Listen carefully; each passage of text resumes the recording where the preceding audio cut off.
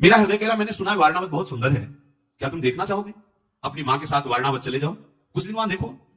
युधिष्ठिर ने शांतनंदन, भीष्म, विदुर जी, द्रोण, वाल्मीकि, सोमदत्त, कृपाचार्य, इन सब ब्राह्मणों को प्रणाम किया और कहा, आदेश मिला है मुझे वारणावत जाने का। चारों तरफ पूरे महल में सन, तेल, घी, लाह, चर्बी, लकड़ी ऐसे लगाना कि कोई जान न पाए, ऊपर से रत्नों का लेप। जब पांडव जल जाएं तब तुम भी बाहर खड़े होकर के रोना कि हाय ये क्या हो गया, कैसे आग लग गई, क्या हो गया, तो ऐसे, और हमें सूचना देना। विदुर जी ने मुझे संकेत किया है कि तुम जिस महल में रखे जाओगे वो प्रज्वलित अग्नि को बढ़ाने वाले पदार्थों से बना और तुम्हें मारने का प्लान है। यदि तुम पांचों भाई एक मत रहोगे और धैर्यवान रहोगे और सुरंग की व्यवस्था कर लोगे तो तुम वहां से बच जाओगे। पांडवों का शुभागमन वारणावत वासियों ने जब सुना, सब लोग नगर के बाहर आकर के अगवानी की। देवमूर्ति पांचों पांडव सबने आशीर्वाद दिया जो बड़े बूढ़े थे, और नगर के महल में उनको रखा गया। पुरोचन जो दुष्ट स्वभाव वाला दुर्योधन का निज जन था, मंत्री था, आकर के प्रणाम किया और खूब ऐसी प्रेम भरी बातें व्यवस्था की। खाने पीने की उत्तम व्यवस्था, सुंदर शैया आदि।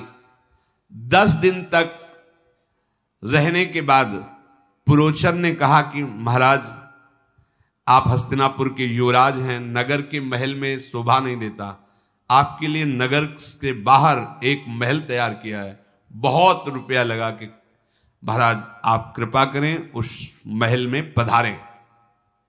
वो शिव भवन है, आपके लिए मंगल भवन है। पुरोचन की बात सुनकर युधिष्ठिर ने अपने भाइयों पर दृष्टि डाली कि नंबर आ रहा है आग लगाने का इसका, या वहां ले जाएगा मारेगा, पर बिल्कुल पता नहीं चलना चाहिए। बहुत मुस्कुराते, हाँ हाँ हम भी देखना चाहते हैं। धर्मात्माओं में श्रेष्ठ युधिष्ठिर गए, पूरे महल को देखो। अब महल को ऐसे कुटिया थोड़ी बनी थी, किलोमीटरों में महल का निर्माण था। भीमसेन, इतना भयंकर भड़कने वाली अग्नि की वस्तुएं तो मैंने देखी नहीं जैसा महल बना है। भीमसेन, इस 4 दीवारी में केवल आग ही आग लगने वाली वस्तुएं भरी, ऊपर से केवल रत्न है। ये अग्नि प्रज्वलित करने वाले पदार्थों से कारीगरों ने सन, राल, मूंज, बांस और घी, चर्बी इससे बनाया है। पूरा महल इससे बना हुआ है। भीमसेन ने कहा, भैया दबने की क्या बात, हुकुम करो, 1 मिनट में इस पुरोचन को पलटा देते हैं और आग लगा देते हैं पूरे महल में पहले ही। क्या ऐसे पशुओं की तरह डरना? नहीं नहीं, आप नहीं समझ रहे हो, हम ये कर सकते हैं, पर तुम समझो उसका ये प्लान है, और अगर हमने इस प्लान को जरा भी बाहर किया तो वो दूसरा ऐसा प्लान बनाएंगे जो हमारी समझ में ही नहीं आएगा, हमें मरवा देगा। वो इस समय जब मारने पर लगा हुआ तो मुझे गुप्त रूप से ये साबित करना है कि मैं मर गया और मुझे इसी में रहना है। अगर हमारे बचने का कोई और उपाय होता तो विदुर जी बता देते, जैसा विदुर जी ने कहा वैसा ही मुझे करना चाहिए। हम लोगों की चेष्टाएं बिल्कुल नहीं होनी चाहिए कि ये पुरोचन जान जाए कि हम जान गए हैं। पूरी सावधानी के साथ अब इसी में रहना होगा।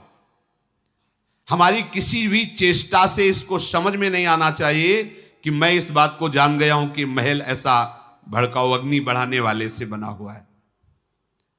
हम जलने के डर से अगर भागेंगे तो आक्रमण करवा के मारने की कौन सी चेष्टा करेगा मुझे पता ही नहीं चलेगा। अभी तो पता चल गया तो हम बचने का उपाय कर सकते हैं। अर्जुन से कहा, तुम्हारी एक ही यहां की दिनचर्या, हर समय पुरोचन पर दृष्टि रखना और वो जान न पावे, वो आग न लगाने पावे। इसके बीच में कोई ना कोई उपाय तो हम लोग करते हैं। ऐसा सोच ही रहे थे, महल में प्रवेश किया कि कुछ आदमी लिए एक आदमी आया और पुरोचन से कहा, मैं हस्तिनापुर से आया हूं और मुझे महल की सफाई करने का आदेश दिया गया है। हाँ ठीक है, जाइए अंदर। अंदर गए और युधिष्ठिर से कहा, मैं विदुर जी के द्वारा भेजा हुआ हूं और हम इतने सुरंग बनाने में प्रवीण हैं कि कम समय में बहुत लंबी सुरंग तैयार कर देते हैं। पर तुम्हें विश्वास दिलाने के लिए मैं बताता हूं, उन्होंने म्लेच्छ भाषा में आपसे कहा था कि एक ऐसा अस्त्र है जो लोहे का नहीं है पर वो सबको भस्म कर सकता है, वो मकान। ये मैं इसलिए बता रहा हूं कि मैं विदुर जी का ही आदमी हूं, कोई छल कपट नहीं, विश्वास कीजिए मेरे पर। युधिष्ठिर जी ने कहा मैं समझ गया। विदुर जी ने जो आपको उपदेश किया था कि एक बिल तैयार होना चाहिए, उसी के लिए मैं आया हूं। युधिष्ठिर जी ने कहा सौम्य तुम्हें ज्यादा बताने की जरूरत नहीं, मैं पहचानता भी हूं कि आप विदुर जी से मिलते थे, आप उनके गुप्तचर हैं, मुझे पता भी है। उसने कहा बस इस महल के अंदर कोई आने न पावे, पुरोचन भी आने की चेष्टा करे तो वहीं रोक दिया जाए, और अगर कहीं ऐसा हो कि कोई आ रहा तो मुझे संकेत कर दिया जाए। मैं ऐसी स्थिति रखूंगा। एक लकड़ी का ऐसा तख्त बनवाया था जो वहीं तत्काल रख करके आसन उस पर लगा हुआ था, और उस तख्त में नीचे ऐसे कपड़ा डाल के कि सुरंग जहां से बनी कोई देख ले, महाराज युधिष्ठिर उस पर बैठ जाएंगे जब तक खोदेगी। पर भगवत कृपा से कोई बाधा ही नहीं आई। बहुत जल्दी सुरंग का निर्माण तैयार हो गया गंगा जी तक जाने का, और उसके ऊपर एक काठ की ऐसी लेवल और उसके ऊपर मिट्टी, जैसे किसको पता ही नहीं है कि यहां सुरंग बनी। कुछ ही दिनों में सुरंग तैयार हो गई। उस भवन के ठीक बीचों बीच सुरंग निकाली गई, भूमि की समान तह पर उसको पाट दिया गया। पुरोचन के भय से उस सुरंग खोदने वाले ने पूरा ऐसा मुख बंद करके मिट्टी डाल दी कि जैसा महल की अन्य भूमि वैसे ही वो भूमि। पांडवों ने कहा बहुत बड़ा काम हो गया, बचने का उपाय हो गया। भीमसेन ने कहा कि वो आग लगावे इसके पहले हम लगा दें तो कैसा रहेगा, वो भी जाए, वो भी तो मजा चखे, महल निर्माण किया है। तो उस दिन क्या था कि कुंती जी ने ब्राह्मणों को और भूखों को भोजन पवाने के लिए निमंत्रण दिया था। तो एक भीलनी भी आई थी जिसके 5 लड़के थे। ये पुरोचन हम पर विश्वास कर रहा है और विश्वास दिला के धोखा देगा, इसलिए भैया बढ़िया बात बन गई। अब वो जो भीलिनियां आई थी वो जंगल से शराब लेके आई थी, तो उस भीलिनी ने भी शराब पिया, उसके पुत्रों ने पिया, खूब खीर पुआ पाया और वहीं महल में सो गए। ब्राह्मण लोग पाके चले गए। पुरोचन आराम कर रहा था। भीमसेन ने गदा उठाई, एक गदा मारी तो जो सुरंग का दरवाजा था टूट गया, निकलो बाहर, और वहीं से आग लगाई जहां पुरोचन सो रहा था। पूरा महल वो इतना प्रज्वलित है, एक जगह छुआती पूरा महल बम से, जिसे बम फूटता है ऐसे पूरा महल आग आग हो गया। रात भर आग जलती रही, इतना उसमें सामान था। अब तो वारणावत में हाहाकार मच गया, ये क्या हुआ। महल में अचानक आग लग गई, सब लोग पांडव भस्म हो गए, बड़ा आर्त भाव। अब भगवान की देखो लीला की, 5 पांडव मर गए और कुंती भी मर गए, इसके प्रमाण के लिए भीलनी उसके 5 पुत्र वहीं जल गए। चारों ओर आग ही आग। पूर्वासी जन दीनता लिए हाय हाय करके सब घेरे हुए हैं आसपास। ये पुरोचन जरूर पापी इसी में लगा रहा कि पांडवों का विनाश कैसे। धिक्कार है धृतराष्ट्र की बुद्धि को, धिक्कार है दुर्योधन की बुद्धि को। ऐसा पूरी रात खड़े रहे। जब दिन हुआ तब वहां जांच शुरू हुई। लोग ऐसे, वो जो सुरंग बनाने वाला था बड़ा प्रवीण था। प्रथम गेट से लोग देख रहे हैं कौन जला, वो भाग के वहीं गया जहां सुरंग थी, और सारी आग सब भर के कि सुरंग का नामो निशान न रहे, अपने आदमियों के साथ, और फिर आकर उनके बीच में सम्मिलित हो गया। इधर भय से युक्त तो पांडव हैं, सुरंग से जा रहे हैं, और लंबी सुरंग। जब बाहर निकले सुरंग से तो थक गए, क्योंकि भय भी था और हृदय कि अब ये जब हमारे विनाश के लिए कौरव पक्ष लग गया तो कहां तक हम बचेंगे। कुंती जी बैठ गए, मेरे से चला नहीं जाता, राजमाता है। नकुल सहदेव भी, भीम ने भयंकर रूप धारण किया, कुंती जी को ऐसे बैठाला, नकुल सहदेव को यहां बैठाला, अर्जुन और युधिष्ठिर को ऐसे टांगा, चल पड़े। भीम चारों को ऐसे, महापराक्रमी परम वेगशाली भीम ऐसे लेकर के अपने मां को और चारों भाइयों को चल रहे हैं। रास्ते में जो मतलब यहां से रास्ता नहीं, पहाड़ है, एक लात मारते वहां से गली बन जाती। कोई वृक्ष सामने आता जरा से धक्का में गिरा देते, वायु वेग से, पवन पुत्र हैं भीम, तो वो रास्ता बनाना नहीं पड़ता, जिधर से चलते रास्ता बनता चला जाता। तेजस्वी वायु की गति के समान अपने पैरों के ठोकर से पृथ्वी को विदीर्ण करते हुए आगे बढ़ रहे थे। परम ज्ञानी विदुर जी ने पहले ही नौका लगा रखी थी गंगा जी के किनारे।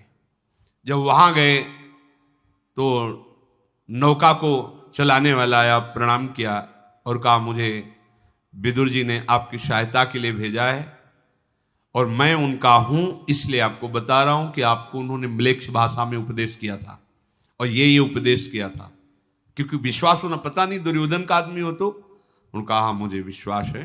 बोले, आप आराम से नाव पर बैठिए और बहुत दूर धारा से बहुत दूर जाकर के उनको उस पक्ष में किनारे पे छोड़ा। भयंकर जंगल, पूरे जंगल में कहीं पैर रखने की जगह नहीं, बड़े बड़े कांटे बांस ऐसे जैसे जंगल होते हैं और बड़े ही हिंसक जंतु। कुंती जी ने कहा, आप कहां जाएं? तो भीम जी ने कहा, आपको चिंता करने की जरूरत नहीं मां, कोई भी इस वन में ऐसा पशु नहीं है जो तुम्हारे पुत्रों की तरफ आंख दिखा सके। महाबलशाली भीम जी साथ है। उस नाव में बैठकर से उस जंगल में उतरे। चारों भाइयों ने कहा, इस जंगल में हम प्रवेश ही नहीं कर सकते। भीम ने कहा, वैसे ही बैठो। माता कुंती को ऐसे बैठा ला, ऐसे चारों को लिया, बड़े वेग से आगे बढ़े। आगे बढ़ने पर कुंती ने कहा, मैं प्यास से प्राण त्याग रही हूं, बहुत प्यास लगी है, मुझे पानी चाहिए।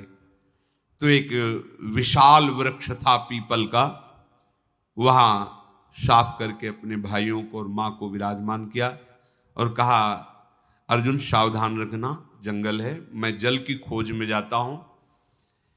एकांत में उनको विराजमान करके और जल की खोज में गए तो सारस की आवाज आ रही थी। तो सोचा ये पक्षी वहीं रहते हैं जहां आसपास जल होता है। वहां समीप गए तो बड़ा निर्मल सरोवर था, जल पिया। अब ले किस में जाए? तो अपना ऊपरी चद्दर, अब भीम का चद्दर तो भारी चद्दर हो, उसको गीला किया, क्योंकि चद्दर में पानी थोड़ी रुकेगा। उसको गीला किया तो कम से कम अंजुली अंजुली पीने को मिल जाएगा। कैसी विपत्तियां आती हैं धर्मात्माओं के ऊपर, जरा सी विपत्ति में हम धर्म छोड़ देते हैं। इन महापुरुषों ने कैसे भयंकर कष्ट सहते हुए धर्म का, सत्य का त्याग नहीं किया। जब वहां गए तो वहां सब शिथिल होकर सो रहे थे। तो सोचा कि जगाना तो ठीक नहीं है, पर मुझे जगना आवश्यक है। वो जग ही रहे थे कि एक विशाल काय दैत्य बट वृक्ष में रहता था। उसकी गंध में मनुष्य की गंध आई, जैसे पका तरबूज खरबूजा होता है तो सुगंध आती है, ऐसे उनको अपने खून की गंध आती है। उसने अपनी बहन से कहा कि आज तो बढ़िया समझो भंडारा है हमारे लिए, ये आए हैं और बड़े वीर हैं, जाओ इनको लाओ मार के, आज हम लोग खाएंगे। इधर भीष्म जी, विदुर जी और सब बड़े बड़े कुरुवंशी बहुत उदास हो गए कि पांडव मारे गए। धृतराष्ट्र भी जलांजलि देने के लिए आए, दुर्योधन आदि भी आए।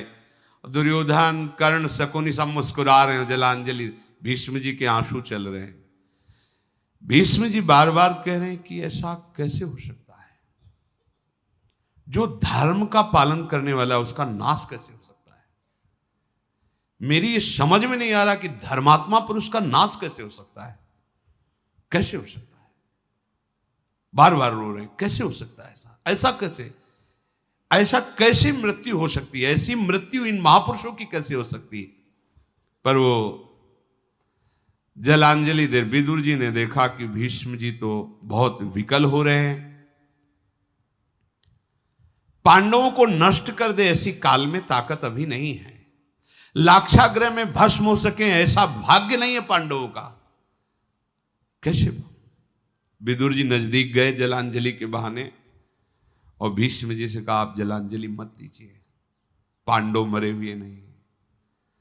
मैंने पहले से सुरंग की व्यवस्था की थी और वो नाव के द्वारा सुरक्षित जंगल में पहुंचा दिए गए हैं। अब वो अव्यक्त रूप से कहाँ घूम रहे हैं, पर वो सुरक्षित हैं। आप जलांजलि मत दीजिए, पांडव सुरक्षित हैं। श्रमित होने के कारण सब बेशुद्ध हो रहे। कुंती जी भी सो गई, युधिष्ठिर जी, अर्जुन जी, नकुल जी, सहदेव जी विचार करने लगे कि हस्तिनापुर के महल में उत्तम शैया पर भी जिनको सहज में नींद नहीं आती थी, ये आज हमारा परिवार भूमि पर पड़ा हुआ ऐसा बेशुद्ध सो रहा है। ये उचित नहीं है। जिसके हम जैसे महारथी पुत्र है, उस मां को ऐसी अवस्था में, पर प्रारब्ध बड़ा बलवान है, विधान बड़ा बलवान है। भीमसेन ऐसा सोच, फिर सोचा कि प्यासे तो जरूर हैं, पर नींद आ गई, इसलिए जगाना नहीं चाहिए। मुझे बैठकर इनकी रक्षा करनी चाहिए और इंतजार करना चाहिए। बैठे बैठे एकदम चिंतन गया कि दुरात्मा धृतराष्ट्र हमारे बड़े पिता कहलाते हैं और अपने पुत्रों के पक्ष में आकर हम लोगों को ऐसे संकट में डाल दिया। हम सबको जलाना चाहा, आज हम भारी कष्ट में फंस गए हैं। एक समय आएगा कि मैं इन सबको दंड तो जरूर दूंगा। भीम ऐसा निश्चय कर रहे हैं और स्वयं जागते हुए उनकी रक्षा कर रहे हैं। जहां पांडव विराजमान थे, वहीं पास में एक शाल वन था। वहां ऊंचे शाल वृक्ष पर बड़ा ही भयावह बलवान राक्षस रहता था, हिडिंब। उसको गंध आई मनुष्य की, बड़ा क्रूर था, मनुष्य का मांस उसे बहुत प्रिय था और पराक्रमी था। क्रूरता उसके स्वभाव में थी। बड़ी बड़ी दाढ़ें, विकराल मुख, भयंकर काला शरीर, बहुत विशाल पेट। उसने अपनी बहन हिडिंबा से कहा कि मुझे मनुष्य की गंध आ रही, बहुत भूख लग रही। विधाता ने मेरे लिए स्वयं भोजन भेजा है, नहीं तो ऐसे जंगल में कहां मनुष्य आते हैं। जाओ, इन सबको मारकर मेरे लिए लाओ। जब मैं मनुष्य की गर्दन को काट करके रक्त पीता हूं, तब मुझे खुशी होती है। इनको पाकर के मैं तृप्त भी हो जाऊंगा। ऊंचे वृक्ष से देख रहा, क्योंकि बलवान दिखाई देते हैं। अपने भाई हिडिंब के कहने पर हिडिंबा प्रणाम करके अपने भाई को, जहां पांडव विराजमान थे पीपल वृक्ष के नीचे, वहां पहुंची। संकट पे संकट धर्मात्माओं को, सत्य मार्ग पर चलने वालों को, पर विजय श्री सत्य की ही होती है। वहां जाकर के देखा कि और तो सब सो रहे हैं, विशाल काय तेजवान भीमसेन जग रहे हैं। देखा मानो कोई पहाड़ हो, ऐसे आकृति वाले भीमसेन, वायुपुत्र, महाबली हनुमान जी के भ्राता भी हुए, वायुपुत्र के नाते अपार बल है।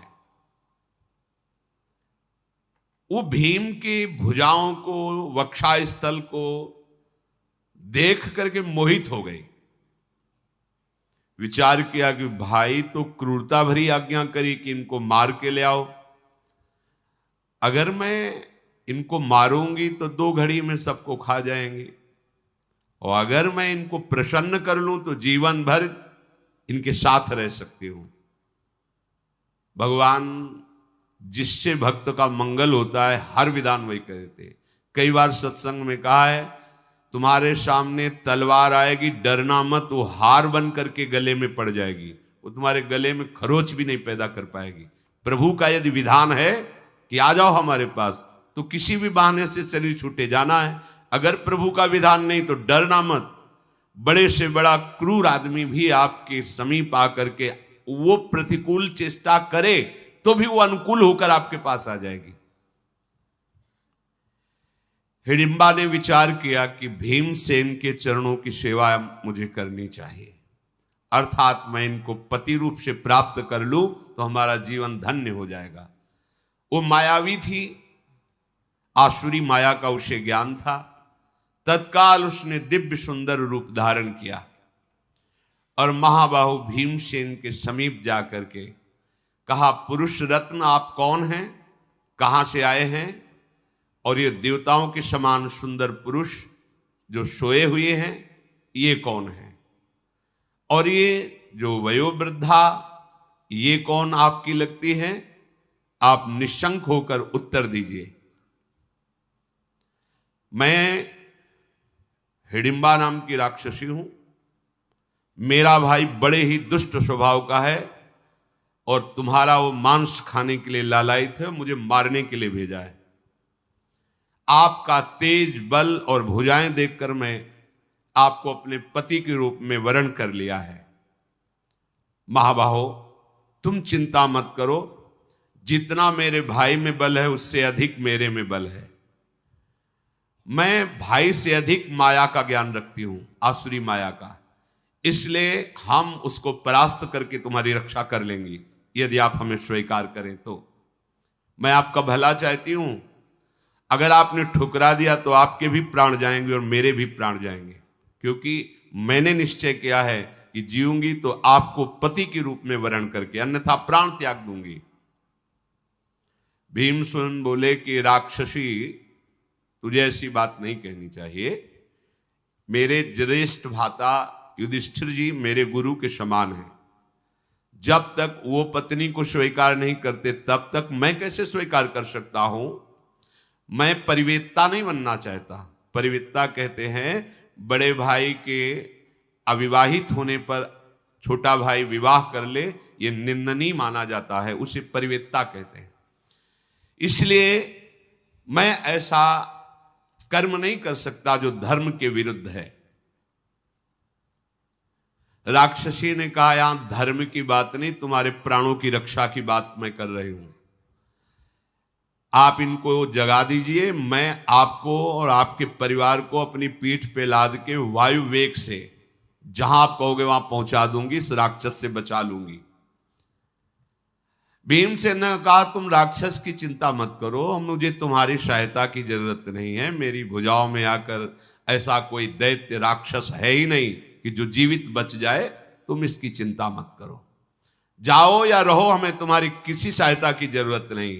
अगर तुम्हें लगता है कि तुम अपने भाई का सहयोग कर सकती हो तो स्त्री समझकर तुम्हें छोड़ रहा हूं, नहीं अब तक तुम्हें यमपुरी पहुंचा दिया होता। जब देखा कि बड़ा विलंब हो गया हिडिंबा वापस ही नहीं आई, तो सोचा हो क्या गया। वो साल वृक्ष से नीचे उतरा और पांडवों के पास आया। दूर से देखा सुंदरी रूप में हिडिंबा, समझ गया कि इसके हृदय में दया आ गई क्या, हमारे राक्षसी स्वभाव को छोड़ करके दयावान हो गई क्या। आंखें क्रोध से लाल लाल करता हुआ, विशाल भुजाएं, खड़े हुए केश, शरीर का रंग काला मानो कोयला हो, तीखी दाढ़ें, भयंकर गर्जना। जे ही हिडिंब को आते देखा तो हिडिंबा भय से थर्रा उठी और भीमसेन से बोली, ये दुष्टात्मा नरभक्षी है, अगर ये क्रोध में आ जाए तो आप भाइयों से जीत नहीं सकते हैं। मैं इच्छा अनुसार बल धारण कर सकती हूं, जितना इच्छा करूं उतना बल मेरे में आ जाएगा। आप सब तुरंत मेरे कटि प्रदेश में बैठिए पीठ में, और मैं अभी आपको मन के वेग से जहां आप कहोगे वहीं पहुंचा दूंगी। भीमसेन जी ने कहा, ना मैं भाइयों को जगाऊंगा, ना माता जी को जगाऊंगा, और न तेरा सहयोग लूंगा। ये हमारे क्षत्रिय धर्म के खिलाफ है कि तुम स्त्रियों का हम सहयोग ले, ऐसा नहीं। तुम्हारी रक्षा करना हमारा धर्म बनता है। ये नीच राक्षस के आक्रमण मेरा सह सकेगा? तुमने अभी देखा नहीं है, देखना, अगर ये उद्दंडता करता है तो मारा जाएगा।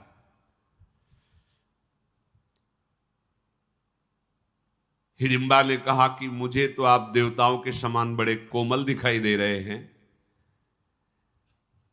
तुम मनुष्य हो, जानते नहीं राक्षसों के प्रभाव को, मैं जानती हूं। नरभक्षी राक्षस हिडिंब क्रोध में भरकर दोनों की बातें सुन रहा था। अपनी बहन पर दृष्टि डाल के उसने कहा, धोखा, मेरे साथ धोखा। ये मनोहर रूप धारण करके तुम उस मनुष्य को चाहने लगी हो। पहले तुझे मारूंगा, फिर इनको मारूंगा। बड़ा उसका क्रोध बढ़ा। भूखा तो था ही, वो क्रोध से अपनी बहन को मारने के लिए, ऐ दुराचारणी, तू मेरी बहन होकर के भी मेरा पक्ष छोड़कर इस मनुष्य का पक्ष ले रही है, तू कलंकिनी है, ऐसा कहकर मारने के लिए आगे बढ़ा। योद्धाओं में श्रेष्ठ भीमसेन ने अपनी भुजा से उसे रोक लिया। भीमसेन महान बलशाली है, छाती से उसको लगाया, अपनी भुजाओं में बांध करके और बहुत दूर घसीट करके ले गए, क्योंकि वहां कुछ करेंगे तो जग जाएंगे पांडवजन। अरे दुष्टात्मन, तू स्त्री शरीर को मारना चाहता है? भीम ने कहा, तुझे आज तक मनुष्य मिले होंगे, लेकिन हम जैसे नहीं मिले होंगे। राक्षस कुलांगार, तू इस वन में आने वाले वनवासी ऋषि मुनियों को मार करके खाने की शक्ति रखता है। जितनी ताकत हो तेरे में लगा के देख ले, मेरी भुजाओं के बंधन से छूट जा। भारी गर्जना वो राक्षस करने लगा। ऐसी गर्जना में पांडव जग गए, माता कुंती जग गई, और वो देव स्वरूप धारण किए हुए हिडिंबा भी वहां खड़ी थी। लाख उपाय किया, लेकिन वो भुजाओं से नहीं छूट पाया। भीमसेन ने पकड़कर उसे ऐसे पटका कि 32 हाथ दूर घसीटता हुआ चला गया। फिर भीमसेन गर्जना करके उसकी पीठ पर प्रहार किया घूंसे से। महाबली भीमसेन का प्रहार उसके लिए असहनीय हो गया। फिर भी वो हिम्मत करके गुथा जैसे दो बलवान गजराज भिड़ गए हो, ऐसे भीमसेन और वो असुर। पांडवजन जाग गए। माता कुंती ने पूछा हिडिंबा से, तू कौन है? सुंदर रूप वाली यहां मेरे पास कैसे खड़ी है? और ये क्या हो रहा है? किससे युद्ध हो रहा है? कुंती जी के इस प्रकार पूछने पर हिडिंबा बोली, मैं कोई देवी नहीं हूं, मैं एक राक्षसी हूं। मेरा नाम हिडिंबा है। मेरे भाई हिडिंब ने तुम लोगों को मारने के लिए भेजा था, पर मैं आपके उस पुत्र को जो युद्ध कर रहा देख करके मोहित हो गई और उससे पति रूप में वरण कर लिया है। आपका ये महाबली पुत्र जिससे लड़ रहा है वो मेरा भाई हिडिंब है, पर मुझे ऐसा लग नहीं रहा कि वो जीत पाएगा। कुंती जी ने कहा, तुम्हें पता नहीं है कि भीम कितने बलशाली हैं। देखो, अभी देखो, परिणाम अभी देख लेना। प्रचंड बलशाली भीमसेन ने उसे उठाया, उस भयंकर राक्षस को पटक करके उसकी छाती पे घुटने रखे और गर्दन को तोड़ दिया और पीछे की तरफ पलटा के इसे पैरों में लगा दिया, ऐसे उल्टा, अर्थात उसकी कमर टूट गई, उसकी गर्दन टूट गई। अर्जुन जी धनुष पर बाण चढ़ाए हुए बिल्कुल खड़े थे कि यदि कहीं ऐसा होता है तो मेरे द्वारा ये मारा जाएगा, पर ये देख करके कि भीमसेन के द्वारा ही मारा गया, पांडवजन हर्षित हुए और भीमसेन की प्रशंसा की। अब उस राक्षसी ने कुंती जी से कहा कि सुनो, मैंने वरण किया है तुम्हारे पुत्र को, तो हमें आदेश करो, मैं इच्छा अनुसार इनको जहां चाहूं वहां ले जा सकती हूं। मैं मोहिनी माया को अच्छी तरह से जानती हूं। जिस मार्ग पे जैसे चलना होता है मेरी वैसी ही गति होती है। बहुत दूर की बात, भूत की बात, भविष्य की बात, वर्तमान की बात, तीनों कालों का मुझे ज्ञान है। मैं हाथ जोड़ के कहती हूं कि मैंने आपके पुत्र को पति रूप में वरण किया है। कुंती माता ने युधिष्ठिर जी से कहा, तुम धर्म के विषय को जानते हो, तुम्हारा क्या निर्णय है? ये कह रही कि भीमसेन को पति रूप में मैंने वरण किया है, क्या तुम्हारा आदेश है? हिडिंबा ने कहा, पहले मेरी और बात सुन लीजिए। आजीवन मैं तुम्हारी दासी रहूंगी, जहां स्मरण जप करोगे मैं उपस्थित हो जाऊंगी। कोई ऐसा स्थान नहीं जहां मैं जा न सकूं, आपको ले न जा सकूं। यातधानी माया, निशाचरी माया, सब मायाओं का मुझे ज्ञान है। मैं कोई साधारण राक्षसी नहीं हूं, मेरा नाम सालकंठकटी है। मैं दिव्य हूं, यहां इस रूप में रहती थी। मेरी कांति देवताओं से भी बढ़कर है, मेरी सामर्थ्य देवताओं से भी बढ़कर के है।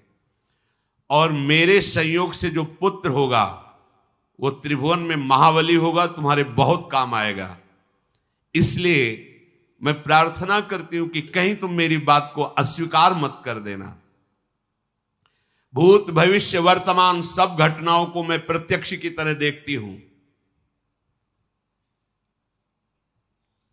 अगर मेरी बात स्वीकार करते हो तो मैं आगे का मार्ग बताती हूं। आगे एक सरोवर है,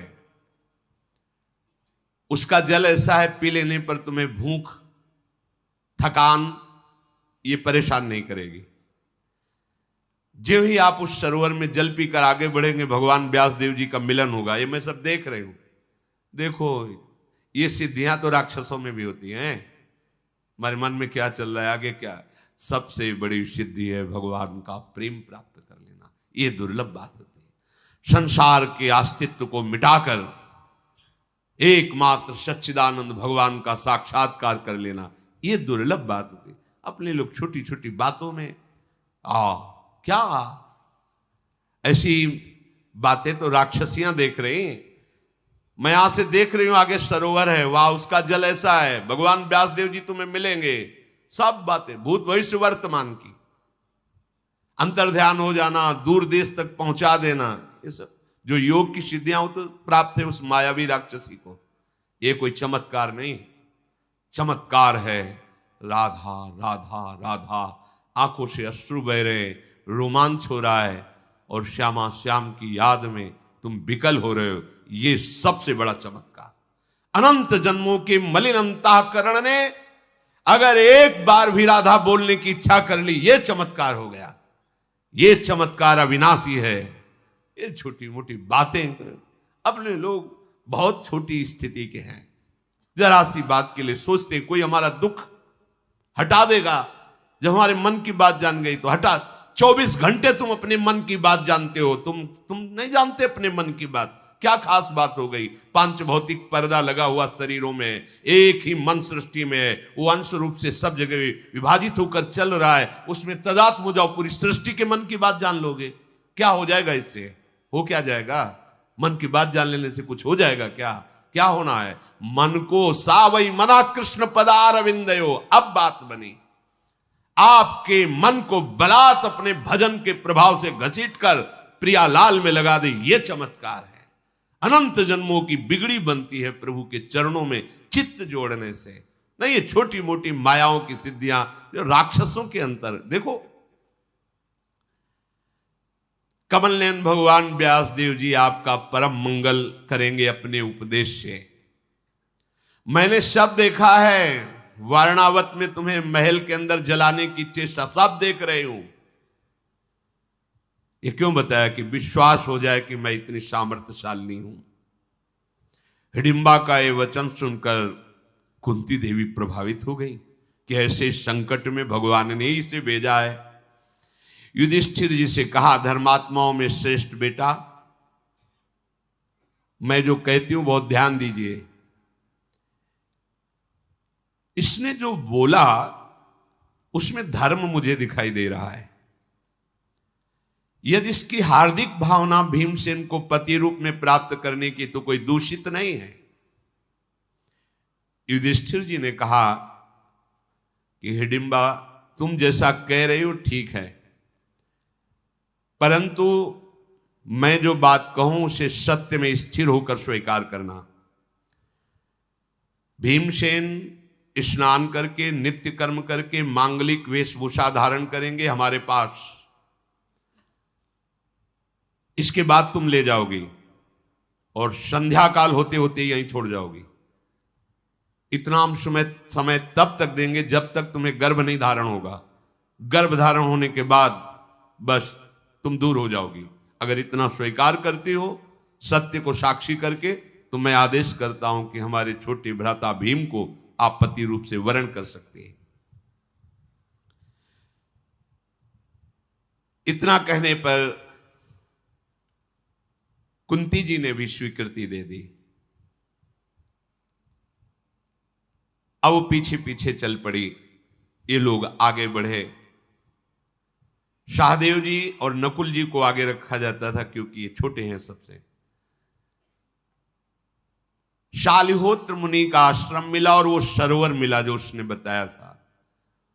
वहां जाकर के जे भी जलपान किया सब श्रम मिट गया, भूख प्यास की भी चाह मिट गई। हिडिंबा राक्षसी ने कहा कि अब आप मुनि के आश्रम में कुछ दिन रहिए और हम भीम को आपकी शर्त के अनुसार ले जाएंगे। देर नहीं लगी, सुंदर पर्णशाला तैयार कर दी। सामर्थ्यशालिनी थी वो, सुगंधित सुगंधित लताओं से बड़ी ही सुवासित कुटिया। एक कुटिया बनाई जिसमें माता कुंती और एक कुटिया बनाई जिसमें पांडव। जिस समय प्रातःकालीन संध्या करके भीम निवृत्त हुए, कुंती ने भीम से कहा, धर्म को दृष्टि में रखते हुए इसे सम्मान पूर्वक स्वीकार करो। मेरी आज्ञा है जिस दिन ये गर्भ को धारण करे उसके बाद इसे स्पर्श भी मत करना, इससे तुम्हारा कल्याण होगा। मैं और कोई प्रतिवाद उत्तर सुनना नहीं चाहती। भीमसेन से माताजी ने ऐसा आदेश किया। बहुत अच्छा कहकर भीमसेन ने बात स्वीकार की। तत्काल भीमसेन को अपने हृदय से लगा के अंतर्ध्यान हो गई। वो मायावी थी, विविध प्रकार के देववनों में दिन भर रहती और संध्या काल आकर के पास में छोड़ देती। कुछ काल के पश्चात उस राक्षसी को गर्भ रहा, और राक्षसियां गर्भ धारण नहीं करती, तत्काल पुत्र होता है। ऐसा नहीं कि वो जैसे मनुष्य योनि में है कि 9 महीने 10 महीने गर्भ धारण करके फिर बालक होना, ऐसा नहीं होता। गर्भ का संयोग बना और तत्काल बालक प्रकट हुआ। उसी समय वो एक बलवान ऐसा पुत्र जो आकाश तक दिखाई दे रहा, ऐसे बेटा पैदा हो। भीमसेन भी ऐसे देख रहे थे बालक को, ऐसा बालक पैदा हुआ। कान ऐसे जैसे भाला, नुकीले ऐसे, बड़ा ही भयंकर। आवाज ऐसी मानो पर्वत फट जाए, ऐसी गर्जना उसकी। विशाल काय शरीर, शत्रुओं का दमन करने के भावना से नाक और आंखें फड़क रही थी। मतलब भीमसेन उसकी बहुत पिंडलियों तक ही होंगे, बेटा इतना बड़ा। वो घुटने के बल होकर प्रणाम करके भीमसेन से कहा, कोई भी पिशाच, राक्षस, गंधर्व, देवता, ऐसा नहीं कि मैं क्रोध में भर जाऊं और मुझे परास्त कर दे। मैं इतना शक्ति का अनुभव कर रहा हूं। यद्यपि मैं अभी अभी प्रकट हुआ हूं, पर त्रिभुवन में ऐसा कोई वीर नहीं जिसको मैं अभी परास्त न कर सकूं। राक्षसियां जब गर्भ धारण करती तो तत्काल उसको जन्म दे देती हैं और इच्छानुसार रूप धारण करने में ये समर्थ होती है। हाथ जोड़ करके भीम से उसने कहा कि जब आप हमें बुलाएंगे तब हम उपस्थित हो जाएंगे। जो सेवा कहेंगे वो हमारे लिए कोई ऐसा नहीं होगा कि मैं नहीं कर पाऊंगा, पर मेरा नाम तो रख दो।